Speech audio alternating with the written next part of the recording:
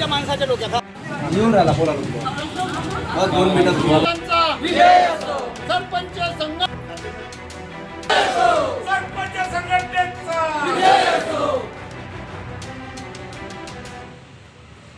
आज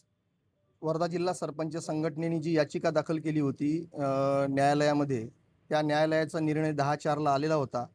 आणि निर्णयामध्ये स्पष्ट उल्लेख होता की शासनाचं जे परिपत्रक होतं 20/2चं त्याचीच परिपूर्ती आपण या संदर्भानं लागू केली पाहिजे. परंतु 10/4ला जजमेंट आल्यानंतर सुद्धा जवळपास मार्गदर्शन मागणे, त्याच्यानंतर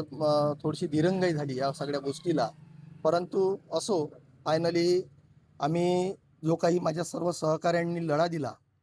त्या सहकाऱ्यांच्या मेहनतीला एक फळ आलं आणि आज वर्धा जिल्हा परिषदेचे मुख्य कार्यपालन अधिकारी परागजी सोमण यांनी आज 317 सरपंचांचा जे 24 आणि 25मध्ये पदावरून गेले होते त्यांना पुन्हा प्रशासक म्हणून नियुक्त करण्यात आलं आणि तसा आदेशसुद्धा आज 317 सरपंचांचा त्यांनी पारित केला आणि बोलवून आदेश दिला. यामध्ये आज जसं पाहतो आपण की माझे जे सहकारी होते यांनी उपोषणाचं एक हत्यार उपसलं होतं. वर्धा जिल्ह्यामध्ये 47 डिग्रीचं टेम्परेचर असताना सुद्धा एक भर उन्हामध्ये संजीव ढुमणे असतील, राजेश सावरकर असेल, कीर्तिभाऊ सवाई असतील, मुरलीधर असेल,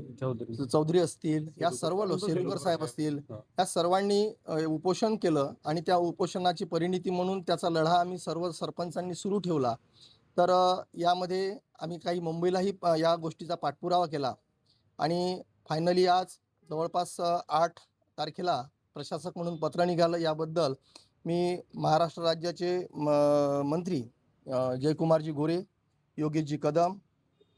शिवसेनेचे ज्यांनी आमचं उपोषण सोडवलं होतं प्रतापरावजी जाधव, मनीताई कायंदे आणि शिवसेनेचे प्रवक्ते भोसलेजी, जितेंद्र भोसले, दवडवी, या सर्व लोकांनी आम्हाला खूप मदत केली आणि त्या सर्वांच्या सहकार्याने आज ज्या पत्र निघालेलं आहेत त्या म्हणून मी मुख्य कार्यपालन अधिकारी परागजी सोमण, उपमुख्य कार्यकारी फणसे मॅडम, भोसले साहेब, या सर्वांचे मी आभार मानतो आणि आम्ही त्यांना एक वचन दिलं आहे की सर्व सरपंचांनी यानंतर जे अभियान शासनाची येईल ते गावागावामध्ये सक्षम पद्धतीनं राबवले जाईल आणि ते अभियान राबवण्यामागचा उद्देश हाच राहील की जिल्ह्याला पुन्हा एक पूर्वगत